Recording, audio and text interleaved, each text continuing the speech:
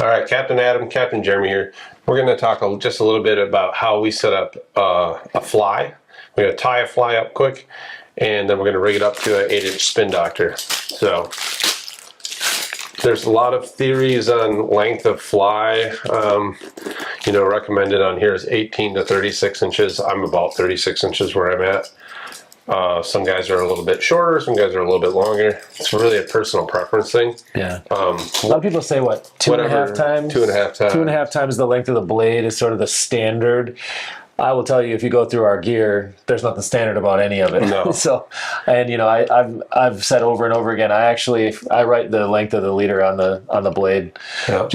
I usually just write it on somewhere on one of these rotator fins, just with a Sharpie. You can always take Sharpie off with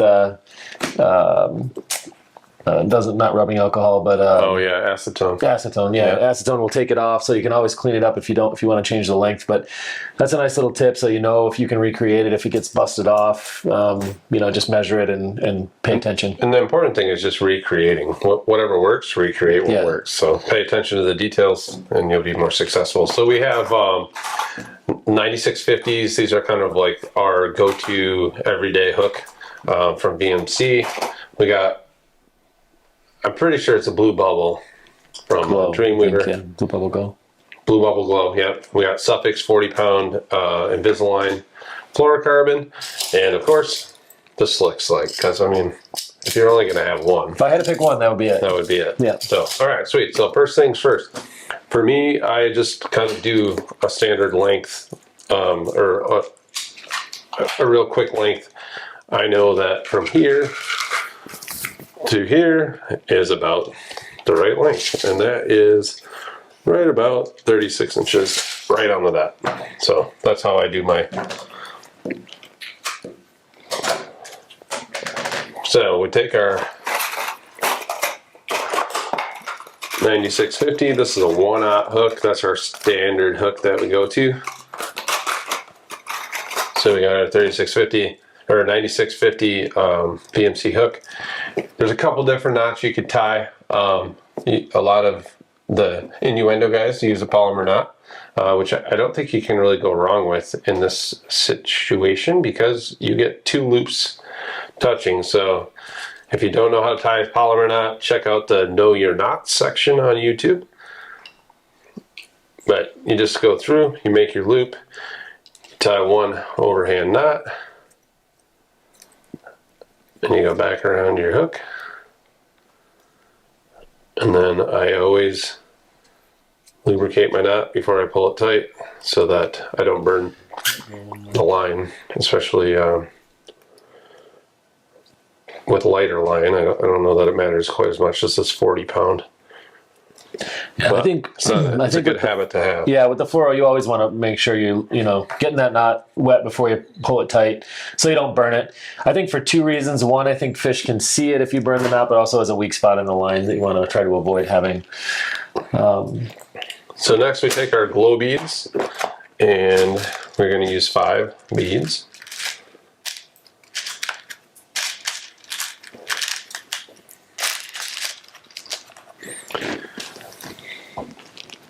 You always use 5? I usually always use 5, sometimes 4. Just depends on what type of fly. Yeah.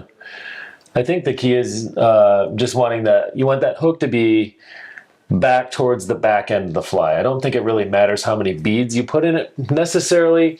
I will say that the heavier that whatever you have back there is, the less that it's going to be swinging around. So that's something to also pay attention to. If you're getting bit, recreate it. If 4 beads is getting bit, then run 4 beads. If it's 5 beads or 6 beads, however many beads it is, recreate whatever's working. Then you're just going to feed in to your fly body. And there you go. There's your fly. And then what we'll do next is an overhand loop knot. That's 2 times around. That keeps it locked.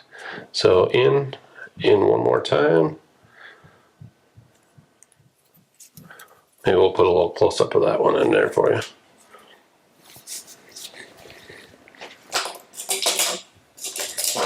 And then the new Dreamweavers have this new swivel that is basically 2 cross snaps in a row. Now the old ones didn't have that, and they just had, not every company has that, so if obviously you just clip that on your loop and you're done. Now if you have the old style swivel, you would just go through, and then we go around and back, just like that. And there again, you have two wraps of line around. And I think that you get a little bit less wear on one if you were to tie it directly on. I think you get essentially like double or approaching double the knot strength with 2 runs of line and not just one. So kind of going back to what you were just saying about clipping in here, I'm not opposed to just clipping that around the loop knot, but I think that actually looping it and sending it back through itself and having that double loop even in the snap is a good idea for 2 reasons. One, I think having a little bit more knot strength there, but also if the swivel ever inadvertently opens on you and you have that loop down there, it won't come undone. It's still fast to the swivel. So I've run things like that forever. Like even when we were running like tin Dodgers and everything back in the day, even though you could just loop it around that pigtail thing, I always loop it around the bottom just in case that swivel ever opens up on you. So it's a good idea to just go ahead and run it through like you would normally anyways. Probably if I did that. You may have to go back over the hook. So my buddy Luke, as I was going back over the hook one time, Captain Luke, he said, well, why don't you just take it off and feed it through like that? Could also do and that. I'm like, there goes 10 years of my life. Thanks, Luke. But then, we're using the fin hole most of the time. Yeah, so what do you think about that? I mean, people ask that, ask us about that quite often. Do we ever run it on the opposite side? I personally don't really ever play with running it on the other side. I'd love to hear from you guys. If somebody is running it, let us know.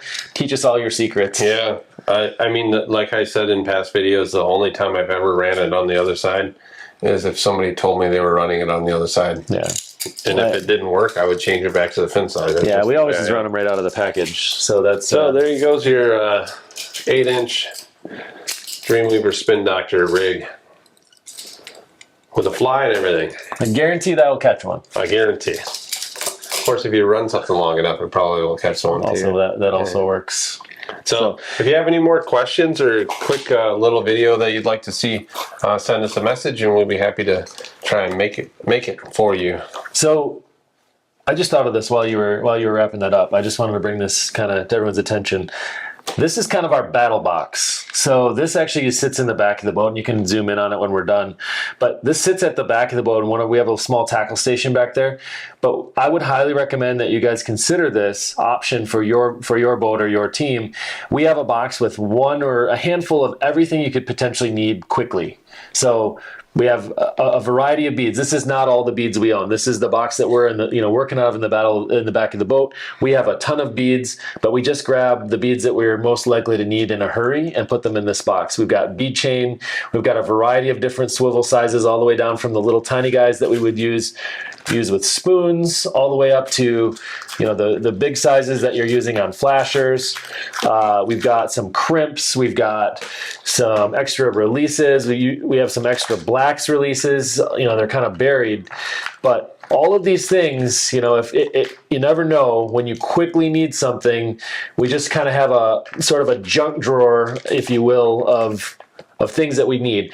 Different size hooks, different types of swivels, things to make up a slider. But everything you could want quickly, it's right within reach in the back of the boat. Highly recommend it. Yeah, everybody should. You really should have it's like a go-to box, and everything's in there that you're going to need to keep going. And every boat should have one of these, whether or not it's just the things that you need or it's just all of your terminal tackle, and have it in a convenient space. Somewhere you can get quick.